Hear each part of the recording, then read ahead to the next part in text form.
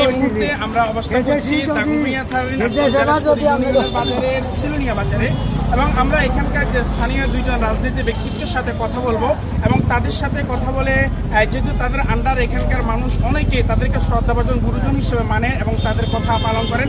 এবং আমরা দেখেছি এখানকার স্থানীয় যারা রাজনীতিবিদ ছিলেন তারা গতকালকে থেকে প্রচুর পরিমাণে পরিশ্রম করেছেন। পুরো পরিস্থিতিতে তারা প্রশাসনের পাশাপাশি থেকে তারা নিয়ন্ত্রণে এসেছেন।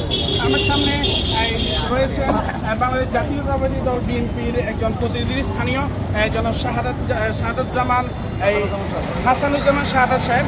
তো আমরা আপনার কাছে জানতে চাইবো যে এই যে কিছুদিন পরপরই শিলুনিয়াতে দুর্ঘটনা ঘটে, আসলে এটার কারণ আপনি কি মনে করেছেন একজন স্থানীয় রাজনীতিবিদ হিসেবে? সবচেয়ে বড় সমস্যা হলো জায়গা সংকুলান।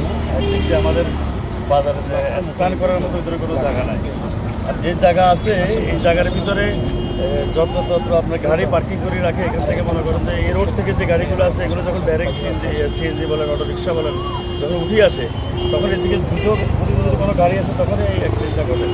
এরপর আপনার মনে করেন যে রাস্তার পাশে আমাদের প্রতিষ্ঠানগুলো আছে, যেমন গতকালকে আপনারা জানেন আমাদের এখানে একটা শিলুনিয়া হাই স্কুলে একটা ছাত্রী নিহত হয়েছেন। আমাদের দক্ষিণ পাড়া এগুলি প্রাইভেট পড়ার জন্য আসছিল, কিন্তু যাওয়ার পথে সে টমটমে ছিল, ওখানে গাড়ি উঠে সে এখানে ঘটনাস্থলে নিহত হয়েছেন গতকালকে। আমি বিশেষ করে যারা গতকালকে নিহত হয়েছেন তাদেরকে আল্লাহ তাদেরকে জানাতবাসী করেন, যারা আহত হয়েছেন আমি তাদের সুস্থতা কামনা করি।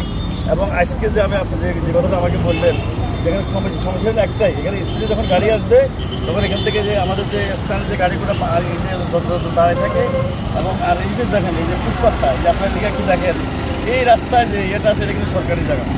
এই জায়গা সম্পূর্ণের কারণে আপনার এখানে এখন যেভাবে যত্রতত্র গাড়িগুলো যখন পার্কিং করে রাখে তখন আপনার আমাদের এখানে অ্যাক্সিডেন্টগুলো ঘটে। আপনার এখানে যে স্পিডে যে গাড়িগুলো আছে বা নোংরালি যে গাড়িগুলো আছে আমাদের বাজারে যে সবসময় 2-3 মানুষ চলাফেরা করে। তো এটার জন্য একটা জিনিস করণীয় হলো আমাদের এই বিষয়টা এদিক থেকে যদি আপনার যে আমাদের এই যে জায়গাটাতে যদি আপনার এখানে যদি আপনার স্পিড ব্রেকার বসানো হয়, আর হাই স্কুল আছে হাই স্কুলের ওইদিকে যদি একটা স্পিড ব্রেকার দেওয়া হয়, আর একটা ফুট ওভার ব্রিজ যদি করা হয়, আমার মনে হয় জনগণ উপকৃত হবে এবং এলাকাবাসীর এটাই দাবি থাকবে। আমি মনে করি এটা এলাকাবাসীর দাবি, কারণ এখানে speed breaker plus foot over bridge এটা অতি দ্রুত যে আমাদের যে প্রশাসন আছেন বা আমাদের যারা এই রাষ্ট্রীয় ক্ষমতায় যারা এখন বর্তমানে আছেন বা রাষ্ট্রীয় যে আমাদের দায়িত্বে যারা আছেন তাদের কাছে আমাদের একটাই দাবি, এলাকাবাসীর পক্ষ থেকে আমি দাবি জানাচ্ছি যে অতি দ্রুত স্পিড ব্রেকার প্লাস আপনাকে যেন আমাদের একটা ফুট ওভার ব্রিজ করা হয়। আপনাকে ধন্যবাদ। প্রিয় দর্শক, আমাদেরকে এতক্ষণ যাবৎ গুরুত্বপূর্ণ ওনার বক্তব্য ব্যক্ত করেছেন এবং কিছু দাবি উপস্থাপন করেছেন। আমরা এখন কথা বলবো এখানকার অর্থাৎ জালেশকর ইউনিয়নের স্থানীয় যিনি বাংলাদেশ জামায়াতে ইসলামের আমির মাওলানা সাইফুল ইসলাম সাহেবের সাথে। তো জনাব, আপনি আমাদেরকে বলবেন এই যে গতকাল থেকে যে ঘটনাটা সিলেটে ঘটেছে এর পরিপ্রেক্ষিতে আজকে এসে আপনি আসলে সরকারের কাছে, বিশেষ করে এখানে স্থানীয় যে প্রশাসন রয়েছে তাদের কাছে আপনি কী দাবি উত্থাপন করতে চান? আমরা জালেশকর ইউনিয়নবাসী আজকে শোকস্তব্ধ। গতকালকে সড়ক দুর্ঘটনায় 7 জন ভাই বোন নিহত হয়েছেন এবং অসংখ্য আহত হয়েছেন। এর জন্য আমি জালেশকর ইউনিয়ন জনগণের পক্ষ থেকে শোক প্রকাশ করছি। আমি তাদের আত্মার মাগফিরাত করছি, যারা অসুস্থ আছেন তাদেরকে এই সুস্থতার জন্য আল্লাহর কাছে দোয়া করছি। সবাই আপনারা জানবেন যে এটি একটি গুরুত্বপূর্ণ মহাসড়ক, ঢাকা নোয়াখালী মহাসড়ক। জালেশকর ইউনিয়ন একটা জনবহুল ইউনিয়ন, প্রায় লক্ষের কাছাকাছি জনগণ এখানে বসবাস করে। এই বাজারটি বিভিন্ন কারণে গুরুত্বপূর্ণ। এই বাজারে একটা ডিগ্রি মাদ্রাসা আছে, একটা আলিম মাদ্রাসা আছে, একটা হাই স্কুল আছে, কয়েকটা কিন্ডার গার্ডেন আছে, মডেল মাদ্রাসা, হিপস মাদ্রাসা আছে। সব মিলিয়ে এই বাজারে প্রতিদিন প্রায় 30-40 হাজার লোকের একটা সমাগম হবে সকাল থেকে বিকাল। কিন্তু পরিতাপের বিষয় হচ্ছে যে এই সকল প্রতিষ্ঠানে যেতে হয় রাস্তা পার হয়ে। এই রাস্তা পারার জন্য গাড়ির গতি রোধ করার জন্য কোনো স্পিড ব্রেকার নাই এবং কোনো ফুট ওভার ব্রিজ নেই।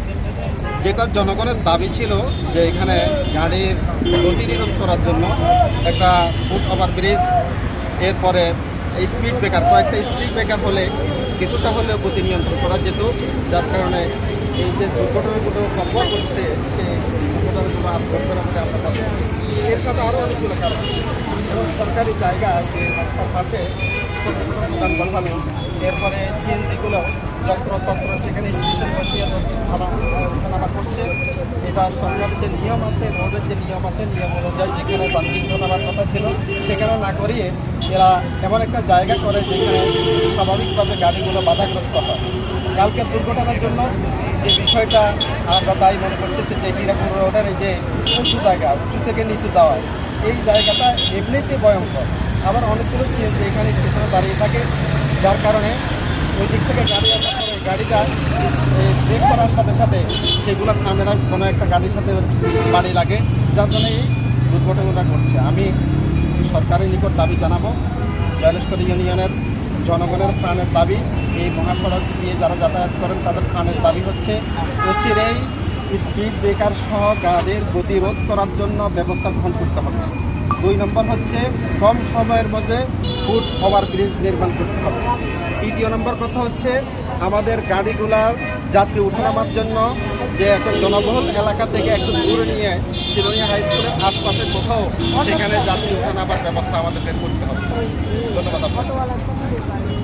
প্রিয় দর্শক, আমরা ধন্যবাদ জানাচ্ছি। এখানে স্থানীয় দুজন রাজনীতিবিদের সাথে আমরা কথা বলেছি এবং উভয়ের বক্তব্য যদি আমরা একটু সামঞ্জস্য করি দেখতে পাই যে উভয়ের বক্তব্য হচ্ছে যে এখানে স্থানীয় যে দুর্ঘটনাগুলো হচ্ছে কিছুদিন পর পরে, গতকালকে যে ঘটনা ছিল সেটা তো একবারে মর্মান্তিক ছিল, যেটি পুরো বাংলাদেশের মানুষে একবার নাড়িয়ে দিয়েছে। বিশেষ করে ফেনী জেলার এই যে মানুষ যারা ছিল তারা কি পরিমাণে এই ঘটনা মর্মাহত হয়েছে সেটা নিজেরা দেখতে পেয়েছেন। প্রিয় দর্শক, এখানকার স্থানীয় যারা রাজনীতিবিদ এবং পুরো এই জয়লেশ্বরী ইউনিয়ন পুরো মানুষদের আশা আকাঙ্ক্ষা এবং দাবি হচ্ছে এখানে এই ব্রিজের পরে এবং শিরোনিয়া হাই স্কুলের সামনে যাতে 2টি স্পিড ব্রেকার নির্মাণ করা হয় এবং এখানে